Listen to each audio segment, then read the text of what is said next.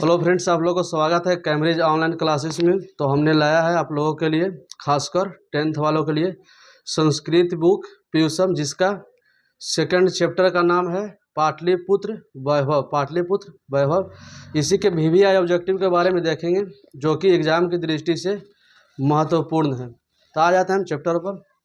Chapter का नाम है पाटलिपुत्र वैभव। इसमें कुछ पॉइंट लिखे हैं। कभी मायूस मत होना दोस्तों, कभी मायूस मत होना दोस्तों, जिंदगी अचानक कहीं से भी अच्छा मोड़ ले सकती है। कभी मायूस मत होना दोस्तों, जिंदगी कहीं से भी अच्छा मोड़ ले सकती है। आ जाता है पाटलिपुत्र वैभव के ऑब्जेक्टिव क्वेश्चन पर।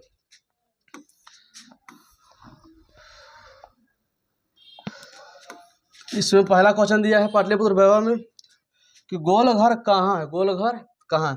तो ए में दिया है दरभंगा में, बी में दिया है पटना में, सी में दिया है भागलपुर में, डी में दिया है गया में। तो गोलघर कहाँ है? पटना में हो जाएगा, यानी पहला का हो जाएगा बी, पहला का बी हो जाएगा। अगला क्वेश्चन देखेंगे 2 नंबर। 2 में बोल रहा है पटना में हमेशा युद्ध, आग और बाढ़ का भय रहेगा, किसने कहा था? पटना में हमेशा युद्ध, आग और भय का डर रहेगा, यह किसने कहा था? तो ए में दिया है भगवान बुद्ध, बी में दिया है भगवान महावीर, सी में दिया है चंद्रगुप्त मौर्य, और डी में दिया है मेगास्थनीज। तो इसका आंसर हो जाएगा ए, दूसरा का हो जाएगा ए, भगवान बुद्ध हो जाएगा, भगवान बुद्ध हो जाएगा। 3 नंबर क्वेश्चन देखेंगे।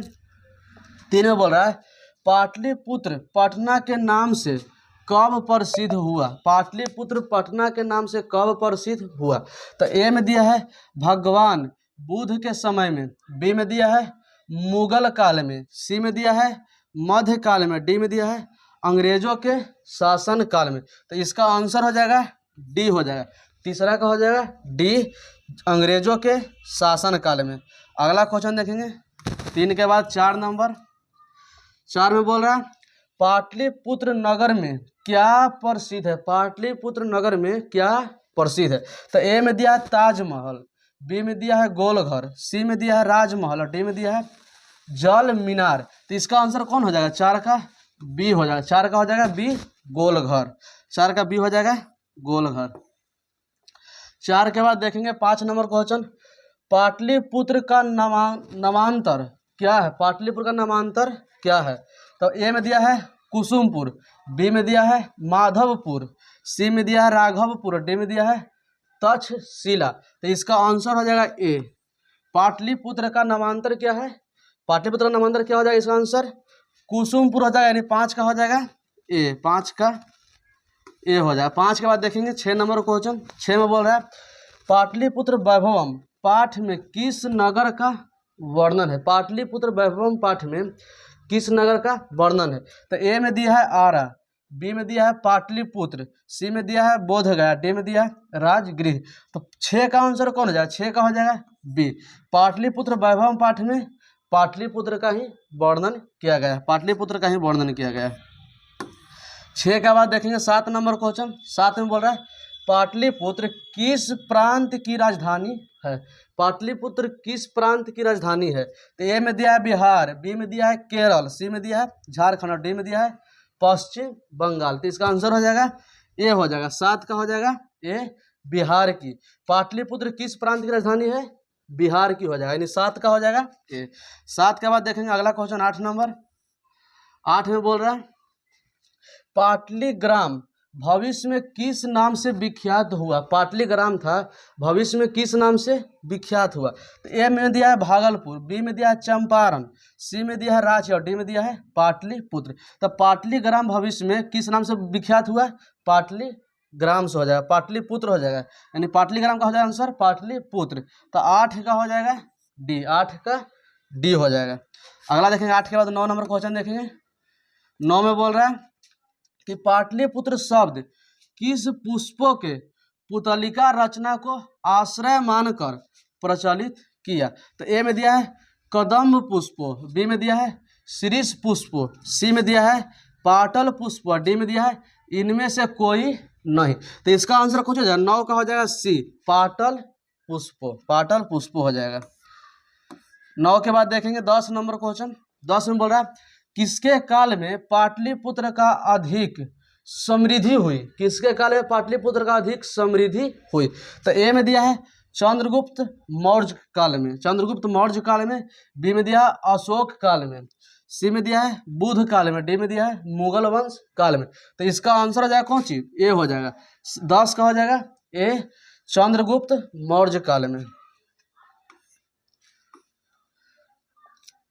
10 के बाद देखेंगे 11 नंबर क्वेश्चन, किसके समय में पाटलिग्राम स्थित था, किसके समय में पाटलिग्राम स्थित था।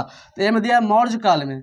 बी में दिया है अशोक काल में। सी में दिया है बुध काल में। डी में दिया है मेगास्थनीज काल में। तो इसका आंसर कुछ हो जाएगा, किसके काल में पाटलिग्राम स्थित था। तो इसका आंसर हो जाएगा बुध काल में, यानी 11 का हो जाएगा सी, 11 का सी हो जाएगा। 11 के बाद देखेंगे 12 नंबर क्वेश्चन। 12 में बोल रहा है किस वंश के समय में पाटलिपुत्र का समुद्धार हुआ, समुद्धार हुआ। तो ए में दिया है मुगल वंश शासन काल में। बी में दिया है मौर्य शासन काल। सी में दिया है आंग्ल शासन काल और डी में दिया है गुप्त शासन काल। तो इसका आंसर हो जाएगा ए हो जाएगा। 12 का हो जाएगा ए मुगल वंश शासन काल। 12 का हो जाएगा ए मुगल वंश शासन काल। 12 के बाद देखेंगे 13 नंबर क्वेश्चन बोल रहा है कि किसने कहा कि भविष्य में पाटलिग्राम महानगर होगा। तो ए में दिया है बुध। बी में दिया है सुखदेव। सी में दिया है शंकराचार्य। डी में दिया है इनमें से कोई नहीं। तो इसका आंसर हो जाएगा कुछ बुध हो जाएगा। बुध ने कहा था कि पाटलिग्राम भविष्य में महानगर होगा, बुध ने कहा था। तो 13 का हो गया ये। 13 के बाद देखेंगे 14 नंबर क्वेश्चन। 14 में बोल रहा है ना किस साहित्य ग्रंथ में पाटलिपुत्र के हजारों वर्ष पुराना नाम का वर्णन है। किस साहित्य ग्रंथ में पाटलिपुत्र के हजारों वर्ष पुराना नाम का वर्णन है। तो ए में दिया है हिंदी साहित्य। बी में दिया है संस्कृत साहित्य। सी में दिया है मुद्रा राजहंस। डी में दिया है कादम्बरी। तो इसका आंसर हो जाएगा सी हो जाएगा। 14 का हो जाएगा सी मुद्रा राजहंस में। 14 के बाद देखेंगे अगला क्वेश्चन 15 नंबर। 15 में बोल रहा है बुध काल में पाटलिपुत्र नगर का क्या नाम था। बुध काल में पाटलिपुत्र नगर का क्या नाम था। तो ए में दिया है पाटलिग्राम। बी में दिया है पुरुषपुर। सी में दिया है कुसुमपुर। डी में दिया है माधवपुर। तो इसका आंसर हो जाएगा 15 का हो जाएगा ए पाटलिग्राम। बुध काल में पाटलिपुत्र का क्या नाम था, पाटलिग्राम था। 15 के बाद देखेंगे 16 नंबर क्वेश्चन। 16 में बोल रहा है बुध काल में पाटलिग्राम कहाँ अवस्थित था। बुध काल में पाटलिग्राम कहाँ अवस्थित था।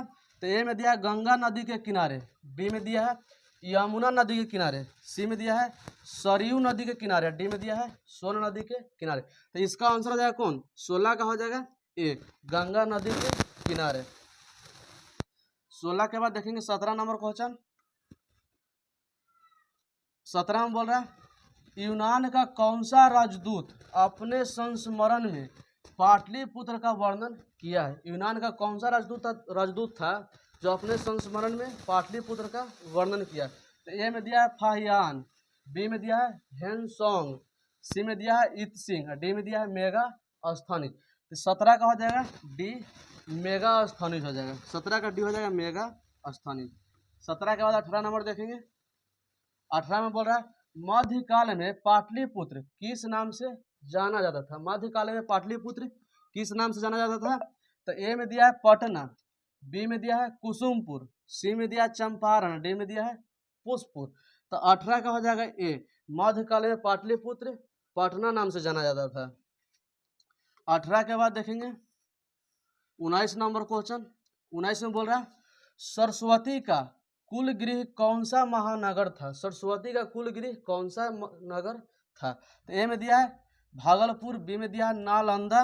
सी में दिया है पाटलिपुत्र। डी में दिया है दरभंगा। तो सरस्वती का कुल गृह कौन सा नगर था। तो इसका हो जाएगा पाटलिपुत्र। 19 का हो जाएगा सी। 19 का हो जाएगा सी। 19 के बाद देखेंगे 20 नंबर क्वेश्चन। 20 में बोल रहा है परिभूत पुरंदर स्थानम की संज्ञा किसे दी गई है। तो ए में दिया है पाटलिपुत्र नगर। बी में दिया है गुप्त वंश। सी में दिया है बुध। डी में दिया है मुद्रा राजहंस। तो इसका आंसर हो जाएगा 20 का ये हो जाएगा पाटलिपुत्र नगर हो जाएगा। पाटलिपुत्र नगर हो जाएगा 20 का। 20 के बाद देखेंगे 21 नंबर क्वेश्चन। 21 में बोल रहा है कुसुमपुर एवं पुष्पपुर किस नगर का प्राचीन नाम है? पुष्पपुर एवं कुसुमपुर किस नगर का प्राचीन नाम है? तो ए में दिया है पाटलिपुत्र, बी में दिया है रांची, सी में दिया है सहरसराम और डी में दिया है दरभंगा। तो इसका आंसर हो जाएगा, इसका हो जाएगा ए। पाटलिपुत्र का ही प्राचीनतम नाम कुसुमपुर और पुष्पपुर है। तो 21 का हो जाएगा ए। 21 के बाद देखेंगे 22 नंबर क्वेश्चन। 22 नंबर क्वेश्चन देखेंगे। 22 में बोल रहा है पटना में बहुत बार कौन आए थे? तो ए में दिया है महावीर, बी में दिया है अकबर, सी में दिया है दशरथ और डी में दिया है भगवान बुद्ध। तो पटना में बहुत बार कौन आए थे? भगवान बुद्ध। तो इसका आंसर हो जाएगा 22 का हो जाएगा डी।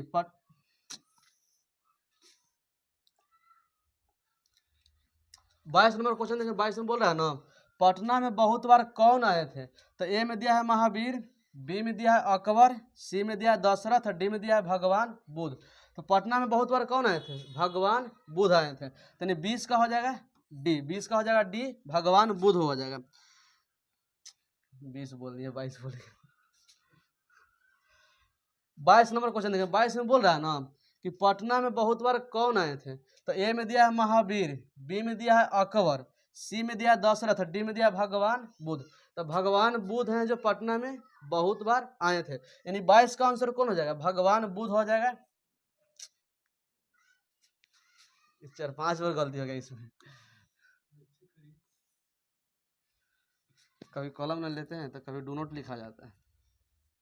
22 नंबर क्वेश्चन है। 22 में की बोल रहा है? 22 में बोल रहा है ना कि पटना में बहुत बार कौन आए थे? तो पटना में बहुत बार कौन आए थे? तो ए में दिया है महावीर, बी में दिया है अकबर, सी में दिया है दशरथ और डी में दिया है भगवान बुद्ध। तो इसका आंसर कौन हो जाएगा? 22 का हो जाएगा डी हो जाएगा। 22 का डी हो जाएगा। पटना में बहुत बार भगवान बुद्ध आए थे। तो 22 के बाद देखेंगे 23 नंबर क्वेश्चन। 23 में बोल रहा है ना पटना, इसी को ब्रैकेट में दिया पाटलिपुत्र का इतिहास कितना वर्ष पुराना है? कितना पुराना है? कितना वर्ष पुराना है? तो ए में दिया है 2500 वर्ष, बी में दिया है 2000 वर्ष, सी में दिया है 1500 वर्ष, डी में दिया है 1000 वर्ष। तो इसका आंसर हो जाएगा पटना का इतिहास कितना वर्ष पुराना है? इसका आंसर हो जाएगा 2500 वर्ष, यानी 23 का हो जाएगा ए। 23 का हो जाएगा ए, 2500 वर्ष। 23 के बाद देखेंगे 24 नंबर क्वेश्चन। 24 में बोल रहा है कि पटना नगर की पालिका देवी कौन है? पटना नगर की पालिका देवी कौन है? तो ए में दिया है शीतला देवी, बी में दिया है काली देवी, सी में दिया है पटन देवी और डी में दिया है गौरी देवी। तो पटना नगर की पालिका देवी कौन हो जाएगा? पटन देवी, यानी 24 का हो जाएगा सी। 24 का सी हो जाएगा। 24 के बाद देखेंगे 25 नंबर क्वेश्चन। 25 में बोल रहा है पटना शब्द की उत्पत्ति किस शब्द से हुई है? पटना शब्द की उत्पत्ति किस शब्द से हुई है? तो ए में दिया है पाटल, बी में दिया है पतन, सी में दिया है पटन और डी में दिया है इनमें से कोई नहीं। तो पटना शब्द की उत्पत्ति पतन से हुआ है, पतन शब्द से हुआ है, यानी 25 का हो जाएगा बी। 25 का बी हो जाएगा पतन। 25 के बाद देखेंगे 26 नंबर क्वेश्चन। 26 में बोल रहा है गुरु गोविंद सिंह किस धर्म के गुरु थे? गुरु गोविंद सिंह किस धर्म के गुरु थे? तो ए में दिया है हिंदू, बी में दिया है जैन, सी में दिया है बौद्ध, डी में दिया है सिख। तो गुरु गोविंद सिंह सिख धर्म के गुरु थे, तो यानी 26 का हो जाएगा डी हो जाएगा। 26 का डी हो जाएगा। 26 के बाद 27 नंबर देखेंगे। 27 में बोल रहा है ना पटना के किस दिशा में गंगा नदी बहती है? पटना के किस दिशा में गंगा नदी बहती है? तो ए में दिया है उत्तर दिशा में, बी में दिया है पश्चिम दिशा में, सी में दिया है दक्षिण दिशा में, डी में दिया है पूर्व दिशा में। तो इसका आंसर 27 का हो जाएगा ए, उत्तर दिशा में। पटना के उत्तर दिशा में गंगा नदी बहती है। 28 नंबर क्वेश्चन देगा। 28 में बोल रहा है ना कि गंगा नदी के ऊपर पटना में किस सेतु का निर्माण हुआ? गंगा नदी के ऊपर पटना में किस सेतु का निर्माण हुआ? तो ए में दिया है कृष्ण सेतु, बी में दिया है इंदिरा सेतु, सी में दिया है गांधी सेतु और डी में दिया है नेहरू सेतु। तो इसका आंसर कुछ 28 का हो जाएगा सी, गांधी सेतु हो जाएगा। 28 का हो जाएगा सी, गांधी सेतु। 28 के बाद देखेंगे 29 नंबर क्वेश्चन। 29 में बोल रहा है ना कि गांधी सेतु किस महादेश का दीर्घतम सेतु है? गांधी सेतु किस महादेश का दीर्घतम का अर्थ हो जाएगा बड़ा, यानी किस महादेश का बड़ा सेतु है? तो ए में दिया एशिया, बी में दिया उत्तरी अमेरिका, सी में दिया अफ्रीका, डी में दिया है यूरोप। तो 29 का आंसर हो जाएगा ए, एशिया का ही ये कौन सी है, गांधी सेतु, महादेश दीर्घतम सेतु है। 29 का देखेंगे 30 नंबर क्वेश्चन। 30 में बोल रहा है ना कि बिहार की राजधानी कहाँ है, बिहार की राजधानी कहाँ है, तो ए में दिया पटना, बी में दिया सारण, सी में दिया भागलपुर, डी में दिया है भोजपुर। तो इसका आंसर हो जाएगा 30 का हो जाएगा ये पटना। बिहार की राजधानी कहाँ है, पटना हो जाएगा। 30 के बाद देखेंगे 31 नंबर क्वेश्चन। 31 में बोल रहा है कि गुरु गोविंद सिंह का जन्म स्थान कहाँ है, गुरु गोविंद सिंह का जन्म स्थान कहाँ है, तो ए में दिया पटना, बी में दिया पंजाब, सी में दिया द्वारिका, डी में दिया है हरियाणा। तो इसका आंसर हो जाएगा 31 का हो जाएगा ए पटना। गुरु गोविंद सिंह का जन्म स्थान कहाँ है, पटना हो जाएगा। 31 का हो जाएगा ए। 31 के बाद देखेंगे 32 नंबर क्वेश्चन। 32 में बोल रहा है पाटलिपुत्र किस नदी के किनारे अवस्थित है, पाटलिपुत्र किस नदी के किनारे अवस्थित है, तो ए में दिया गंगा, बी में दिया सोन, सी में दिया पुनपुन, डी में दिया है गंडक। तो 32 का हो जाएगा ए गंगा नदी। 32 का हो जाएगा ये गंगा नदी हो जाएगा। 32 के बाद देखेंगे 33 नंबर। 33 में बोल रहा है सिख संप्रदाय के 10वें गुरु कौन थे, सिख संप्रदाय के 10वें गुरु कौन थे, तो ए में गुरु गोविंद सिंह, बी में अमर सिंह, सी में मनमोहन सिंह और डी में तेज बहादुर सिंह। तब 33 का हो जाएगा ए गुरु गोविंद सिंह का। 33 का ये हो जाएगा गुरु गोविंद सिंह हो जाएगा। 33 के बाद देखेंगे 34 नंबर क्वेश्चन। 34 में बोल रहा है किसके समय में नगर की शोभा व रक्षा व्यवस्था अत्यंत उत्कृष्ट था, तो ए में दिया चंद्रगुप्त मौर्य काल में, बी में दिया अशोक काल में, सी में दिया बुद्ध काल में और डी में दिया मुगल वंश काल में। तो 34 का हो जाएगा ए हो जाएगा चंद्रगुप्त मौर्य काल में, यानी पाटलिपुत्र का शोभा एवं रक्षा व्यवस्था कुछ था अत्यंत उत्कृष्ट था। तो देखेंगे 34 के बाद 35 नंबर। 35 में बोल रहा है कौमुदी महोत्सव किसके शासन काल में मनाया जाता था, कौमुदी महोत्सव किसके शासन काल में मनाया जाता था, तो ए में दिया मुगल वंश शासन काल में, बी में दिया गुप्त वंश शासन काल में, सी में दिया आंग्ल शासन काल में और डी में दिया है मौर्य वंश शासन काल में। तो इसका आंसर हो जाएगा बी हो जाएगा। 35 का हो जाएगा बी गुप्त वंश शासन काल में। 35 के बाद देखेंगे 36 नंबर क्वेश्चन।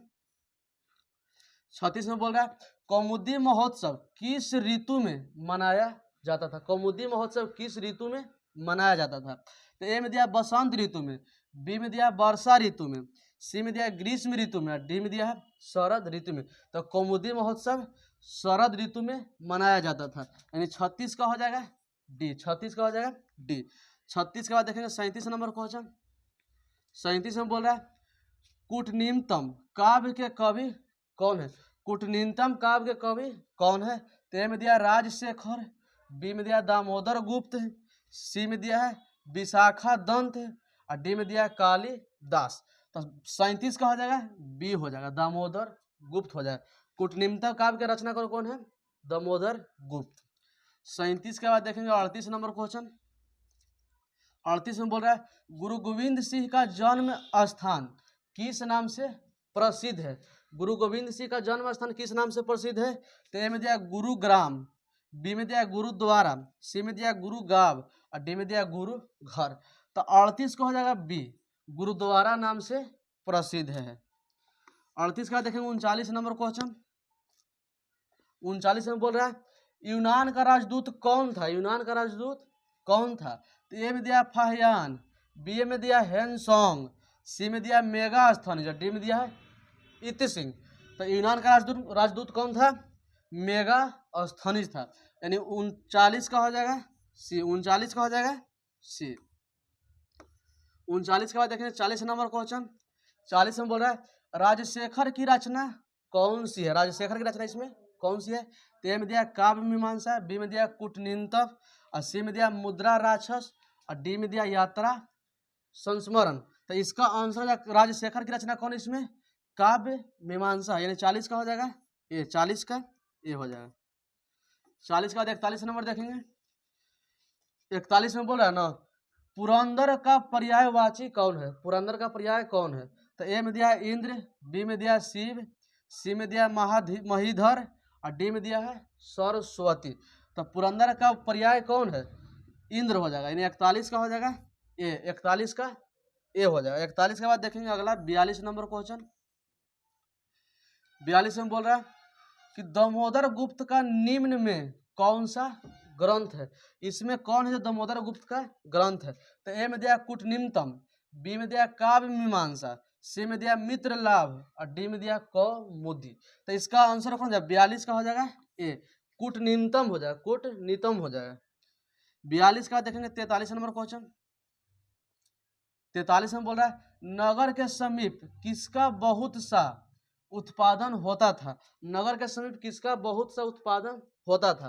तो ए में दिया है फल का, बी में दिया है फूल का, और सी में दिया है अन्न का और डी में दिया है छुहाड़ा का। तो इसका आंसर 43 का हो जाएगा फूल का हो जाएगा। यानी नगर के समीप किसका बहुत अधिक उत्पादन होता था? फूल का, यानी 43 का हो जाएगा बी। 43 के बाद देखेंगे 44 नंबर क्वेश्चन।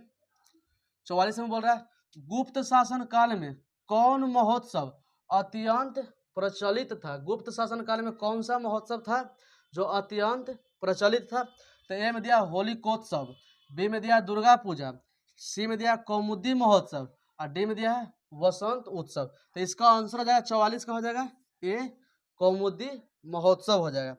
44 का देखेंगे 45 नंबर क्वेश्चन। 45 में बोल रहा है विदेशी यात्री मेगास्थनीज ने पटना के वर्णन में क्या लिखा? जो विदेशी यात्री मेगास्थनीज था इसने पटना के वर्णन में क्या लिखा? तो ए में दिया आत्मा कथा, बी में दिया निबंध, सी में दिया संस्मरण, डी में दिया है लेख। तो इसका आंसर हो जाएगा 45 का हो जाएगा सी, संस्मरण लिखा था। तो 45 के बाद देखेंगे 46 नंबर क्वेश्चन। 46 में बोल रहा है कवि शिक्षा प्रमुख ग्रंथ किसकी रचना? कवि शिक्षा प्रमुख ग्रंथ किसकी रचना है? तो ए में दिया है भवभूति, बी में दिया है राजशेखर, सी में दिया है कालिदास और डी में दिया है माघ। अब 46 का आंसर हो जाएगा बी हो जाएगा राजशेखर हो जाएगा। 46 का हो जाएगा बी राजशेखर।